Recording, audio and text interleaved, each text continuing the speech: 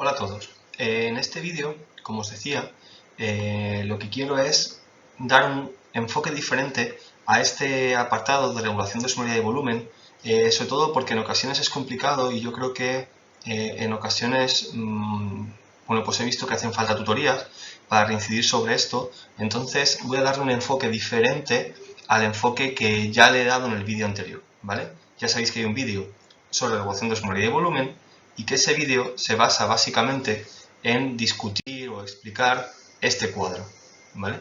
Este cuadro que básicamente lo que hace es indicar cómo puede haber cambios en la osmolaridad de la sangre o del plasma, cambios en el volumen sanguíneo que al final afectarían la presión arterial y cómo el organismo ante esas situaciones va a tener unas respuestas que van a devolver tanto el volumen como la osmolaridad a valores normales. Y yo en ese vídeo lo que os indico es cómo los cambios de presión arterial van a afectar a ciertas hormonas, especialmente ADH, péptido, angiotensina o aldosterona, cómo los cambios de osmolaridad también pueden afectar a ciertas hormonas y cómo el funcionamiento de estas hormonas lo que van a hacer es ir devolviendo las situaciones en las que nos encontramos, pues ya sea por una disminución de osmolaridad y aumento de volumen, por un aumento de volumen y aumento de osmolaridad, lo que sea, como el organismo, al final, gracias a la función de los riñones, mediado por estas hormonas, devuelve la situación a un volumen y una osmolaridad normal.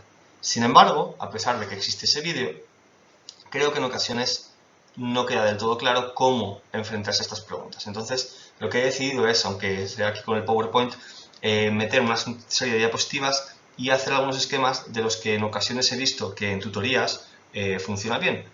Insisto, esto no invalida el vídeo anterior, simplemente es un enfoque diferente, una forma de afrontarlo diferente, ¿vale?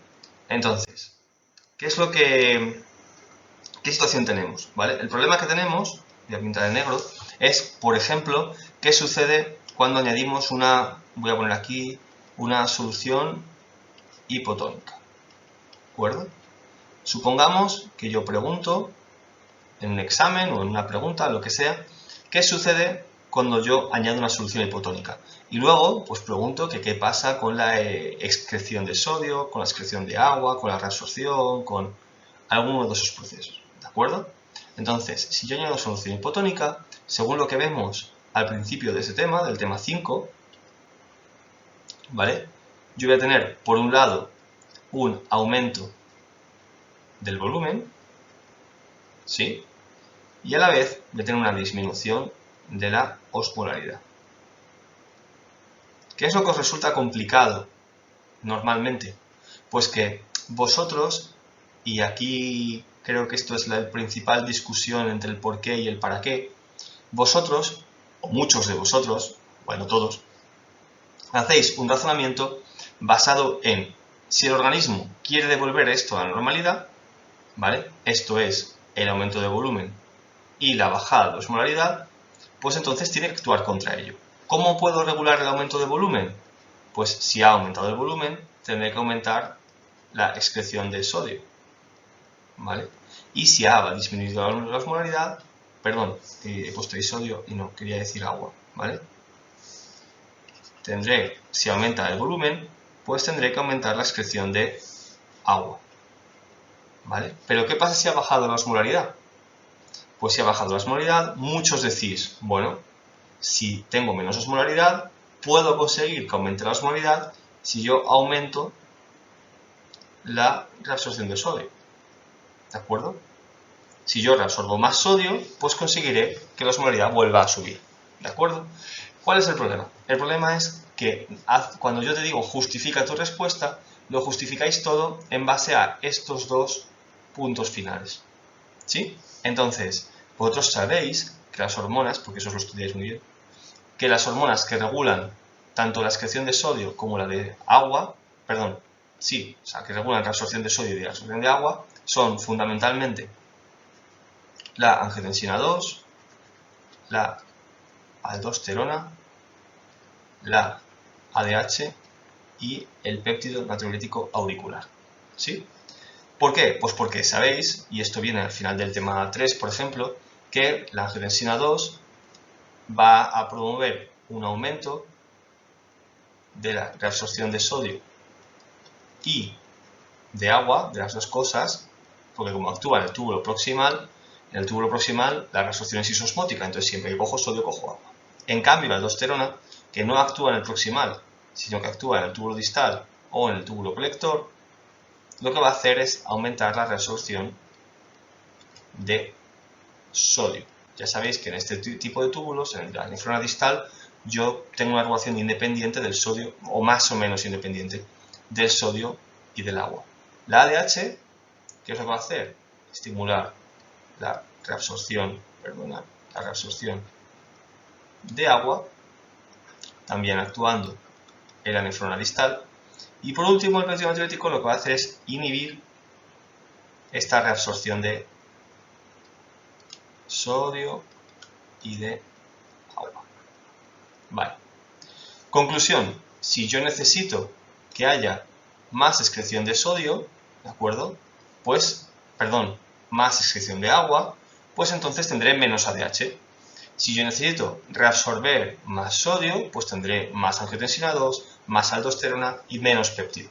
Y en base a eso hacéis la justificación. Sin embargo, es un error. ¿Por qué? Porque si os dais cuenta, yo he pintado el esquema totalmente a la derecha de la diapositiva. Y eso es por una razón.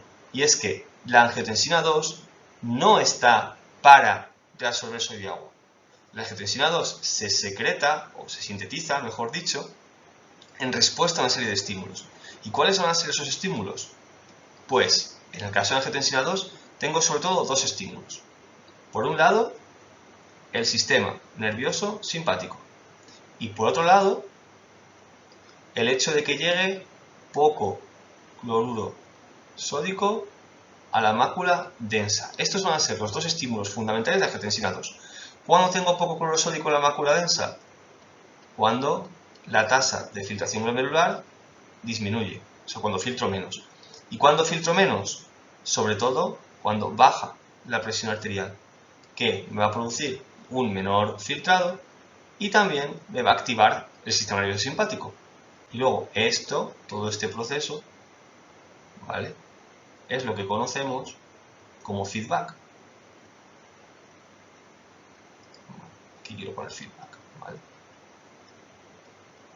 Bien, entonces, el feedback túbulo-glomerular y la activación del sistema nervioso simpático me inducen la aparición de angiotensina 2.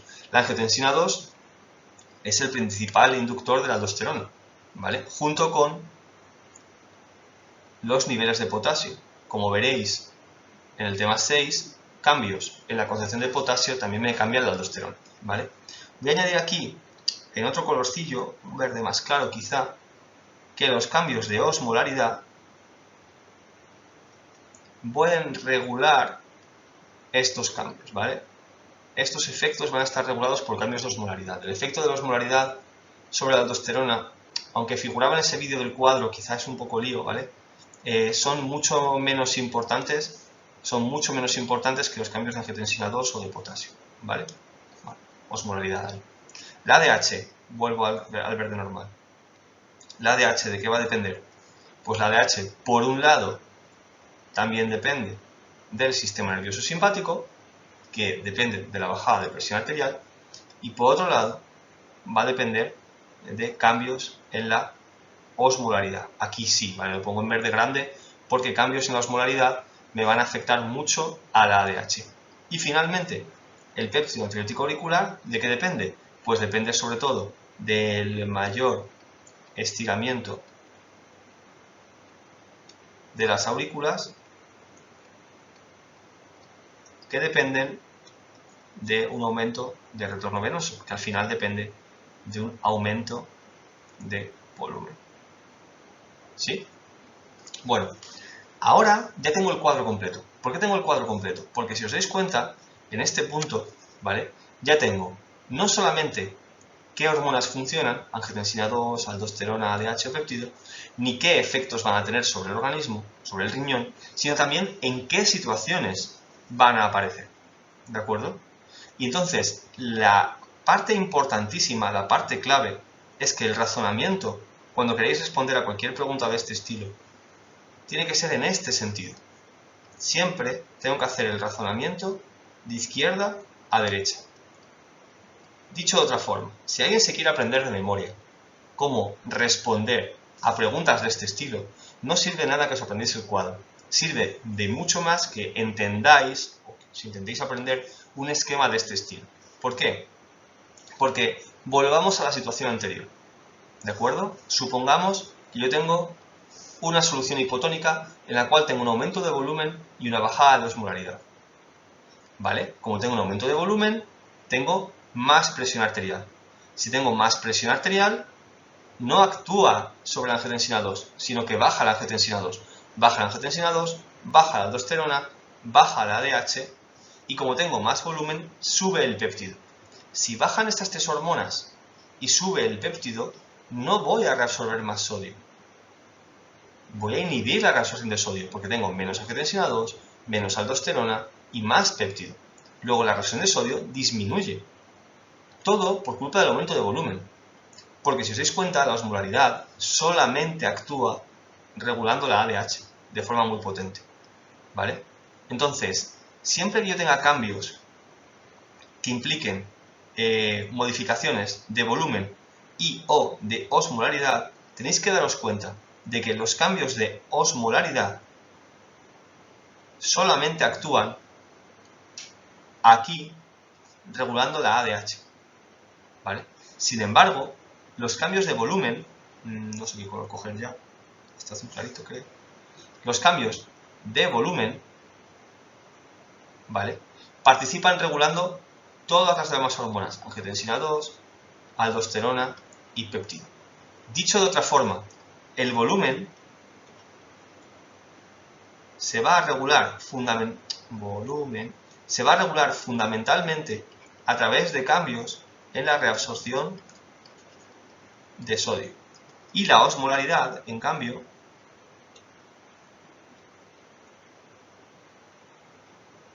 se va a regular mediante cambios en la reabsorción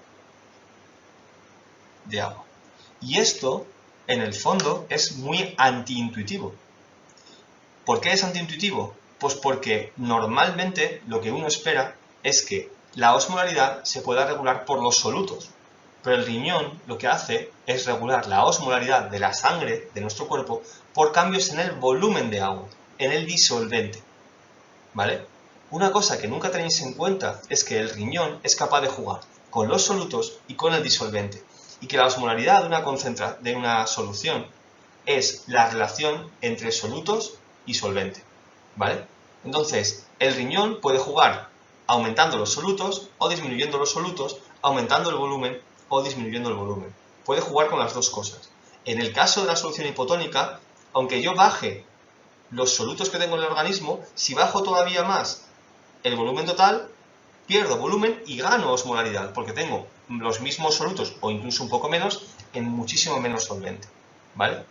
En cualquier caso, la parte que me importa, y ahora lo dejaré a ser posible un poco más limpio en la siguiente diapositiva, en alguna diapositiva, la parte que me importa, ¿vale? Lo voy a resaltar aquí, es este esquema central, ¿vale?